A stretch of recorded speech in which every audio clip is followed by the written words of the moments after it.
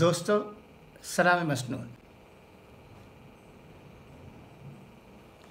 راشٹریہ سہارا میں ایک بہت ہی زبردست، اچھا اور سننے لائق اداریہ نکلا ہے۔ عنوان ہے مسئلے کا حل ضروری۔ مسئلوں کا پیدا ہونا اتنا تشویشناک نہیں ہوتا جتنی تشویش کی وجہ سے اس کے حل میں تاخیر بنتی ہے۔ البتہ مسئلوں کے پیدا ہونے پر یہ غور ضرور کیا جانا چاہیے کہ وہ کیوں پیدا ہوئے۔ زرعی اصلاحات کے سلسلے میں متعارف کرائے جانے والے 3 زرعی قوانین پر بھی کسانوں کے احتجاج پر غور کرتے اور اس مسئلے کا حل تلاش کرتے ہوئے مذکورہ نکات کو نظر انداز نہیں کیا جانا چاہیے۔ ایسا کہنا ٹھیک نہیں کہ کسان یہ قوانین مانگ نہیں رہے تھے، پھر یہ کیوں لائے گئے؟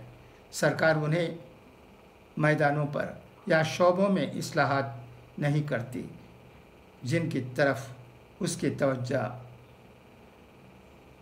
دلائی جاتی ہے۔ ان میدانوں اور شعبوں میں بھی اصلاحات کرتی ہے جن کی طرف اس کی توجہ نہیں دلائی جاتی ہے۔ ایک ہی قانون ہر صورتحال میں نافذ کرنا مشکل ہوتا ہے۔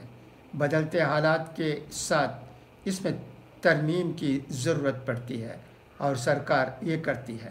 زرعی قوانین میں اصلاحات کی ضرورت بھی سرکار نے بدلتے وقت کے تقاضوں کے مد نظر ہی کی ہے۔ البتہ یہ سوال ضرور جواب طلب ہے کہ اصلاحات کرنے میں اس نے جلد بازی کیوں کی؟ اس وقت جبکہ کورونا 19 کا خوف لوگوں پر ایک حد سے زیادہ حاوی تھا، ان قوانین کو پاس کرانے کی ایسی کیا جلدی تھی؟ یہ قوانین کروڑوں کسانوں سے وابستہ ہیں۔ ان پر اگر ملک گیر سطح پر پہلے کسانوں کی آرا لی جاتی، کسان تنظیموں کا موقف سمجھ لیا جاتا اور پھر پارلیمنٹ میں ان پر بحث ہونے پر مختلف پارٹیاں اپنے موقف کا اظہار کر دیتی تو پھر ان پر سوال نہیں ہوتے، سرکار سے کسی کو شکایت نہیں رہتی، اور اگر رہتی بھی تو وہ اس سے یہ کہنے کی پوزیشن میں نہیں ہوتا کہ اسے موقف کے اظہار کا موقع نہیں دیا گیا، کیونکہ جمہوری نظام میں کسی ایشو پر بحث نہ کرانے سے اس کی سیاست کی نظر ہونے کا خدشہ رہتا ہے، اور ترقی کی رفتار برقرار رکھنے کے لیے ایشوز کو سیاست سے بچانے کی بڑی اہمیت ہے۔ معاملہ کے عدالت عظمیٰ تک پہنچنے پر امید بندھی تھی کہ یہ حل ہو جائے گا۔ یہ خبر آئی کہ عدالت مسئلے کے حل کے لیے کمیٹی کی تشکیل کر سکتی ہے، تو خیال کیا جاتا تھا کہ کمیٹی کی تشکیل کے لیے ارکان کا انتخاب عدالت سرکار اور کسان تنظیموں کی پسند ناپسند کا خیال کرتے ہوئے ہی کرے گی۔ عدالت نے کمیٹی کے ارکان کا اعلان کر دیا۔ اس کے نتیجے ارکان میں سے ایک نے نام واپس لے لیا تو اس وقت اس کمیٹی پر سوالیہ نشان لگنا فطری تھا، مگر اچھی بات یہ رہی کہ حکومت نے گفتگو کا سلسلہ جاری رکھا۔ 22 جنوری کو سرکار اور کسانوں کے نمائندوں کے مابین 5 گھنٹے گفتگو ہوئی تھی۔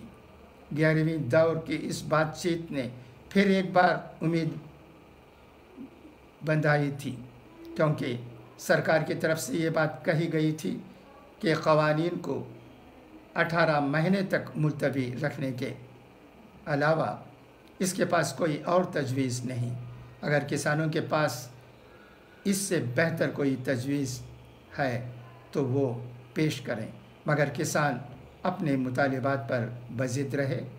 ان کا یہ واضح موقف تھا کہ اصلاحات سے متعلق تینوں قوانین منسوخ کیے جائیں اور سرکار ایم ایس پی پر قانونی گارنٹی دی، لیکن دیکھنے میں یہی آیا کہ مسئلہ اگر بڑے بن جاتے ہیں تو ان کے حل کے لیے متبادل کی تلاش کرنی ہی پڑتی ہے، اور اس تلاش کی کامیابی کے لیے ضرورت ہے کہ مطابق 2 قدم آگے یا 2 قدم پیچھے کی پالیسی کو کارگر سمجھا جاتا ہے، کیونکہ وقار کا سوال بنا لینے پر کوئی بڑا کوئی چھوٹا مسئلہ بھی جلد حل نہیں ہو پاتا ہے۔ آل پارٹیز میٹنگ میں وزیر اعظم نریندر مودی نے یہ بات کہی ہے کہ سرکار کسانوں سے بات چیت کے لیے تیار ہے، وہ کسان سے صرف ایک کال کی دوری پر ہے۔ وزیر اعظم مودی کا کہنا ہے کہ سرکار ابھی بھی یہ چاہتی ہے کہ 18 مہینے کے لیے زرعی قوانین کو معطل کر کے آندولن کر رہے کسانوں سے بات چیت کی جائے۔ اس پر کسان لیڈران کیا موقف ظاہر کرتے ہیں، اب یہ دیکھنا ضروری ہوگا، مگر سرکار اور کسان دونوں طرف سے یہ کوشش ہونی چاہیے کہ زرعی قوانین کا مسئلہ جلد از جلد حل کر لیا جائے، کیونکہ اس میں جتنی تاخیر ہوگی زراعت اتنی ہی زیادہ متاثر ہوگی، اور زراعت کا متاثر ہونا اس دور میں وطن عزیز کے لیے ٹھیک نہیں، جب زراعت نے اقتصادیات کو سنبھالے رکھنے میں بے حد اہم کردار ادا کیا ہے۔